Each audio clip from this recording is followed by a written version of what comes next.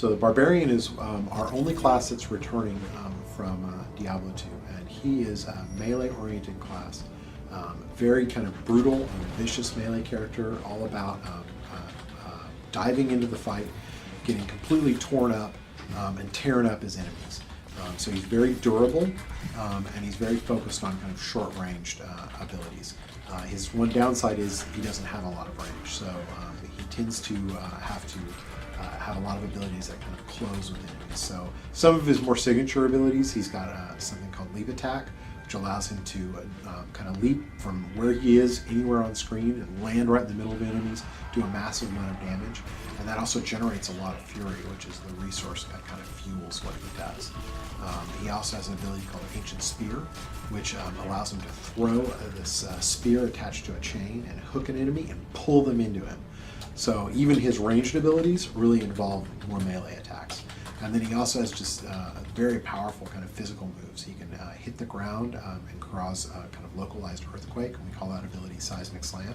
And he can also stomp on the ground and stun any enemies that are around him. We call that ability Ground Stomp. So the Barbarian's fueled by Fury, which is a resource that is whenever he attacks or gets attacked, he generates Fury. And he uses those for like really, really powerful attacks, but he also has some skills that will generate Fury in big chunks or small chunks. So part of building a good Barbarian is getting a good balance of Fury generators and Fury spenders.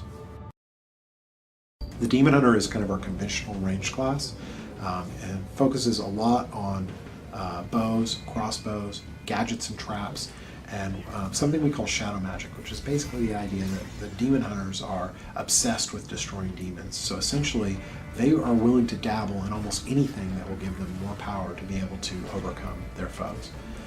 So some of the core abilities of the demon hunter, a lot of them focus around ranged attacks. So we have rapid fire, which essentially just is an ability for the demon hunter to just spray bullets of arrows just all over the enemies. Strafe, which is a kind of a rotating mobility ability that attacks everything in a distance, and rain of arrows, which allows them to essentially fire one arrow up in the air and have like a couple hundred come down, destroying kind of everything around there. The Demon Hunter also has some cool escape abilities like Smoke Screen, which allows him to turn invisible and get out of a fight. The Demon Hunter is fueled by Hatred and Discipline. Hatred is a very fast regenerating resource that's primarily used for attacks, and Discipline is a very slow regenerating resource that's mostly used for defensive abilities. So the Monk is our other melee class. He is a very fast, very agile, holy warrior with a lot of elemental control. Fire, wind, water, all these things are kind of at his command. He is focuses a lot on controlling positions within a battle, because unlike the Barbarian, he can't take it. He can dish it out, but he can't take it. So he has a bunch of different abilities generated. He has a series of attack abilities.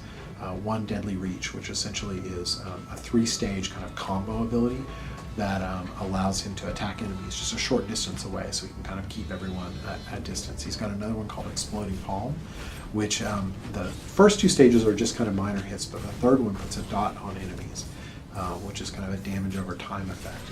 If the enemy dies to this, they explode and deal damage to everyone around them. The Monk is fueled by Spirit. Spirit is used for more defensive uses, so it is generated through attacking, but it's generated fairly slowly, although it doesn't degenerate and go away like the Barbarian's Fury does. So it's a very precious resource that the Monk kind of has to meter out to use for defensive abilities. And the Monk's got a lot of cool defensive abilities, including the ability to create an inner sanctuary, which is basically this void zone on the ground that monsters can't pass through. And also several mobility abilities like Dashing Strike, which is a very quick kind of dash ability to attack enemies, and Tempest Rush, which is a mobility skill that allows the Barbarian to kind of spin a staff and run straight through enemies, knocking everything out of his way and kind of slowing them all down. Helps the Monk prevent himself from being surrounded, which is really dangerous for that character. Doctor is our primary pet class. We really focused a lot on, we wanted voodoo, mind control, creepy crawly pets, spiders, frogs, bats, all that kind of thing, zombies, and kind of mind control. We like this idea that when you're fighting a witch doctor, you don't really know whether you're in reality or his version of reality. Some of the cool abilities the witch doctor can do: mass confusion. So he can basically confuse a bunch of enemies so that some of them will actually turn against their friends and fight them. He kind of temporarily turns all the enemies against one another. He has a lot of kind of temporary pets. We have one ability called Fetish Army, which summons a whole bunch of these little fetish creatures, which were a monster that were in Diablo 2. And they'll like follow him around and attack kind of anything in his way, but they don't last very long. And this is an idea that we really wanted to explore with the witch doctor, which was pets that were more temporary. So that were almost used more like the wizard would use a projectile. The witch doctor kind of throws a pet, a short-term pet. And then we have one of the newest pets that we've added to the witch doctor, which is the gargantuan, which is a big, giant, kind of tough zombie creature that is designed more to absorb damage and kind of distract enemies. But the witch doctor is also a very powerful damage class, and really his pets are more a distraction.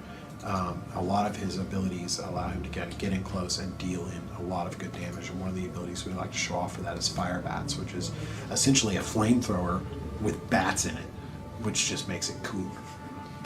The witch doctor uses mana as his resource, and mana is a fairly slow regenerating resource, but he has a lot of different passive skills and ability modifiers that allow him to generate mana. And he also has the best ability to kind of manage his resource, because he can cast these abilities like these temporary pets and dot abilities that will deal damage over time if done right.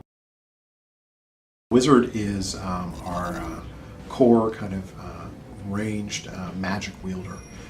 The idea behind the wizard is that they are they're basically these child prodigies who have especially a powerful attunement to magic. Normal kind of sorcerers and mages actually look at them and fear them and think that they work and deal with the kinds of magic that they find to be dangerous and that they shouldn't deal with. So wizards actually, in a lot of the magic world, is a bit more of a derogatory term, but people who practice this embrace the idea.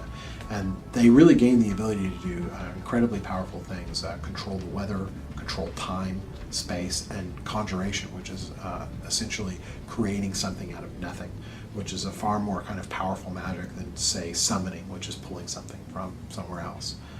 So that fuels a lot of the wizard's abilities, like the ability to cast a slow time bubble, which is a localized area where anything that passes through gets slowed down, including projectiles and enemies. It's a great way to control the battlefield. Disintegrate, which is a kind of a beam ability that the wizard can sweep over enemies, and it can hit kind of everything in its path and literally disintegrate it, just dissolve it to its base components. And then the wizard can conjure kind of diamonds and form them around her to create a protective coating, and this is another kind of defensive ability that she can use to protect herself. She can also hurl lightning at enemies that will chain between multiple enemies, and is a really effective way to kind of hit many enemies at once and deal out a lot of good damage. The downside to the wizard is that she's fragile. She has a lot of abilities that help her control the fight, which she really needs, because if she gets toe-to-toe with a lot of enemies, she's going to go down quickly. The wizard is fueled by arcane power, which is a fast regenerating resource that fuels pretty much all of her attacks. Her defensive abilities tend to mostly be cooldown controlled and free, so she can kind of always use defensive abilities, but all of her attacks get fueled by this arcane.